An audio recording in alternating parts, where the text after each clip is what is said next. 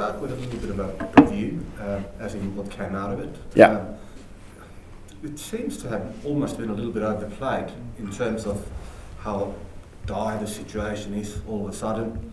Yeah, you're right, but that's what footy does, though. Yeah. We reflect from one week to the next, and we often say it's never as good as it looks, and it's never as bad as it seems. So that's exactly where we're at. We're we're 3 and 4. We've had some poor performance.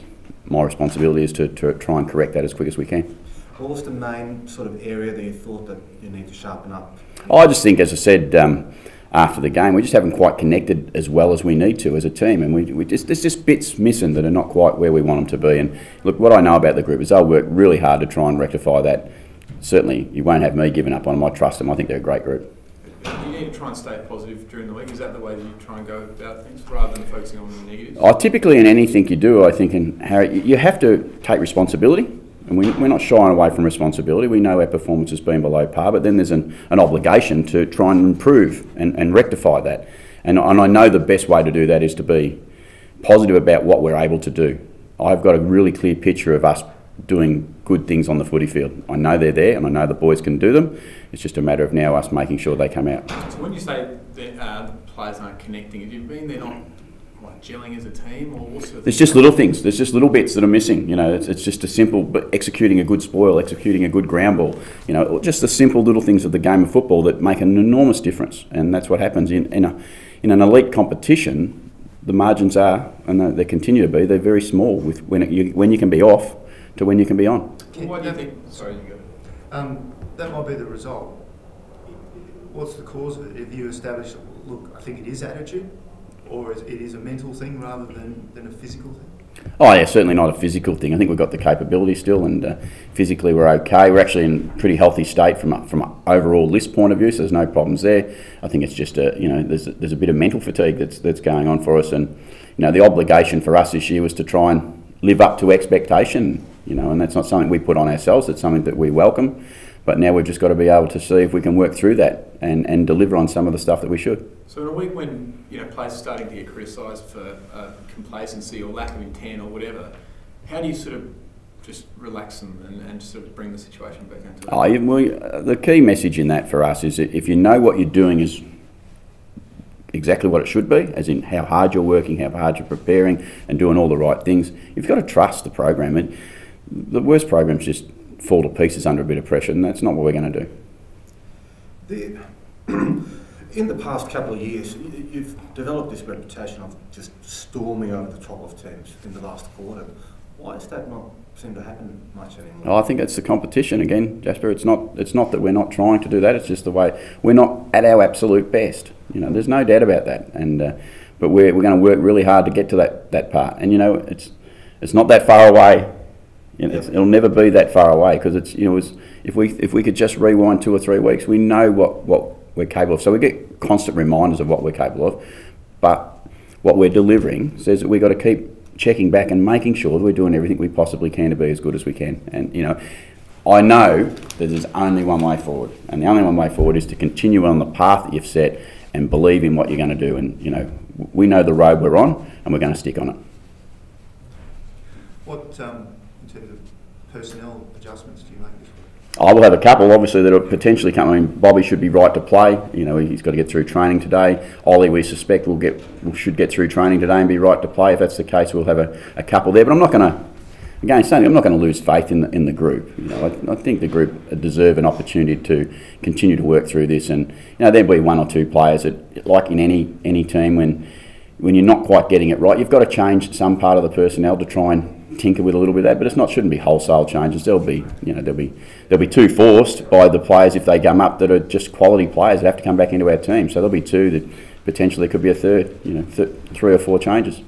Whether it's overstated or not, it seems like there's probably more heat on the players and how they're playing at the moment than probably has been in your time here, really, from the outside anyway. Yeah, no, from the outside that's right. The heat should be on me. It's my responsibility to the team and the players, and I'm really happy to sit up and take that heat, and I'll coach the group and I'll direct the group the right way, and I know they'll follow. I know they'll come the right way with us, and it's going to take a little bit of work, but we're prepared to do it, and I'm prepared to stand up there and say let's go this way, boys, and lead the way.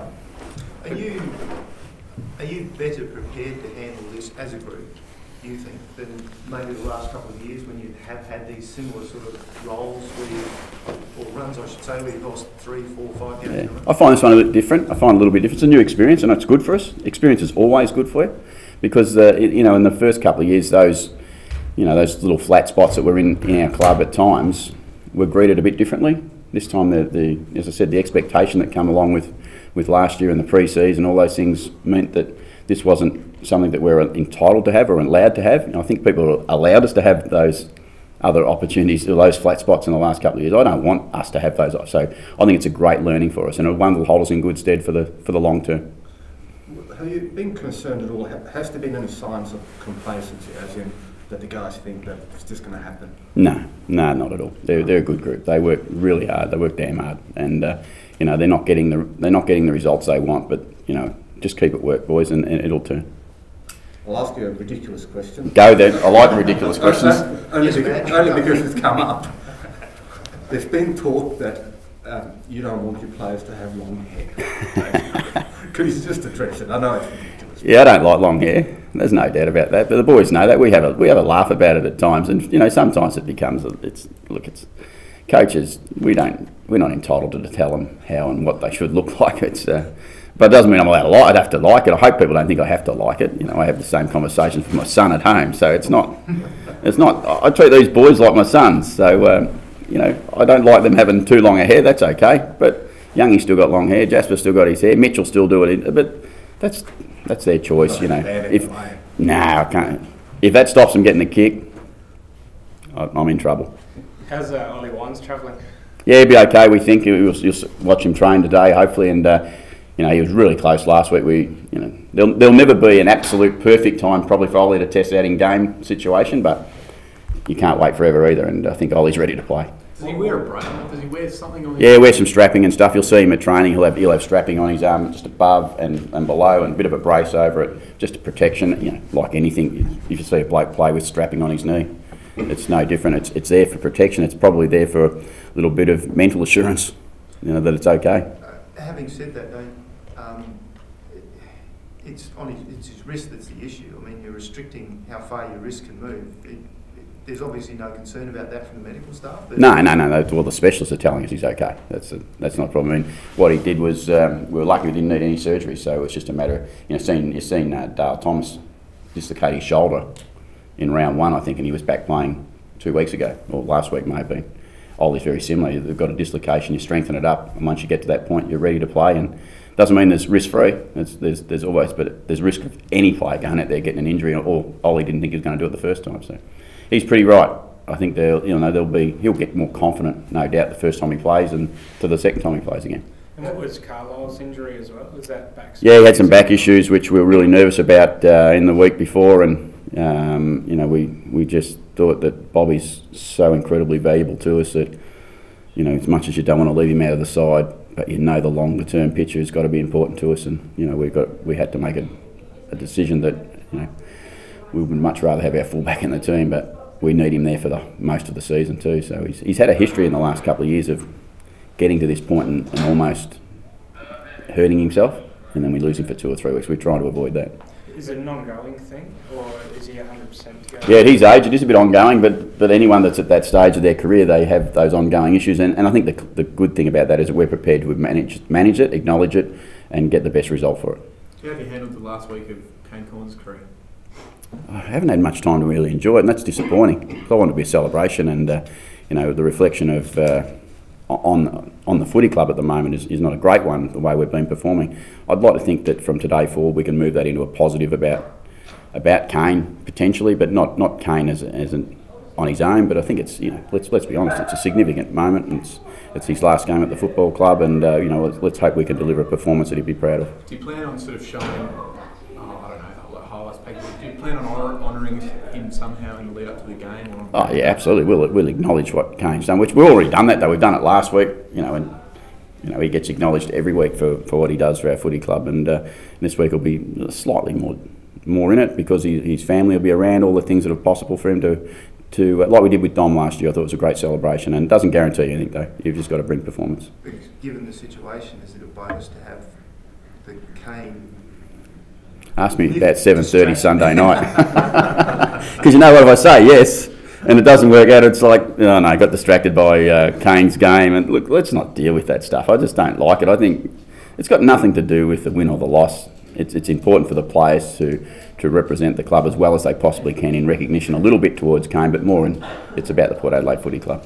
You had a few questions about the players' work rate in the post-match press conference. Have you had a good response on the track this week? Well, we're about to find out because they've done the little bits and pieces, but this is their major session for the week. They'll train well. They're a good group. That's what you're not going to get me losing faith in this group. I just love them, and they'll deliver what they can, and I'll be up the front trying to help them get there. The opposition, what would be the greatest threat that they bring? Oh, they're an elite footy team. We've seen Richmond play at their absolute best, and we know how good that can be. But that's the competition. Every week, I could say that about every side. Dimmer will bring over a really strong group, really determined to have a great result themselves. We're going to match up against them, and we're going to go head to head. And at the end of the day, one's going to win, one's going to lose. Let's hope it's us this week. But there's not one aspect, as in they move it quickly. Oh no, do this, that, or the other. There's lots of things that Richmond do well. We know that. They're a high quality football team in the midfield, and they've got a Jack up front, and Rance down back. They're a well balanced football team, but they like us. If you don't play at your best, they can get in trouble. Does it sort of show how long Kane's been around, having Dimmer actually play with Kane in the Premiership? Yeah, so it's Kane's played with lots of people. I'm sure, he's been around for a long time, and it is it's sad that his career comes to an end, but it's exciting that it's been able to end the way he'd like it to end.